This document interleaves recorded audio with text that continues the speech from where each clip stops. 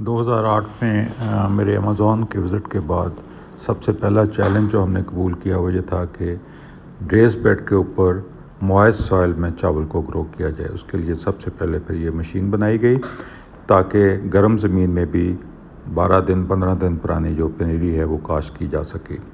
اور آپ یہ دیکھیں گے کہ یہ ہول پنچ کرتا ہے، اس میں پانی گراتا ہے اوپر ٹینک میں سے، اور پیچھے بیٹھے ہوئے لوگ جو ہیں اس کو ایک پنیری کا دانہ جو ہے وہ اس میں ہر ہول میں ڈالتے جا رہے ہیں۔ یہ ایک پہلی دفعہ کا چیلنج تھا اور ہمیں اندازہ نہیں تھا کہ اس کی کیا آگے رزلٹ ہیں۔ یہ 44 ایکڑ کے اوپر ہم نے یہ پہلا تجربہ 44 ایکڑ کے اوپر کیا۔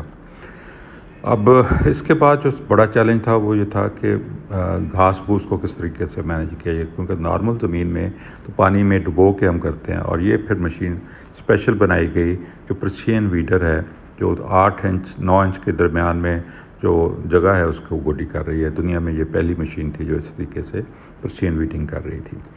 اور اس کے بعد جب ہم نے دیکھا کہ ہر جو پودا ہے اس نے تو 100 سے اوپر ٹلر بنائے ہیں، تو پھر پوری دنیا سے لوگ آئے اور انہوں نے چیک کیا، اور پھر ایک سائنس کی نئی اختراع نکلی کہ پانی جو ہے پودے کو اتنا ہی چاہیے جتنا اوپر سے اڑ رہا ہے۔ نارملی چاول کے پودے کو تقریباً بہت ہی کم پانی چاہیے، کیونکہ یہ برسات میں ہوتا ہے اور اس کے پتے بھی چوڑے ہوتے ہیں، لیکن ہم تقریباً 5000 لیٹر پانی سے 1 کلو چاول جو ہے وہ پروڈیوس کر رہے ہیں۔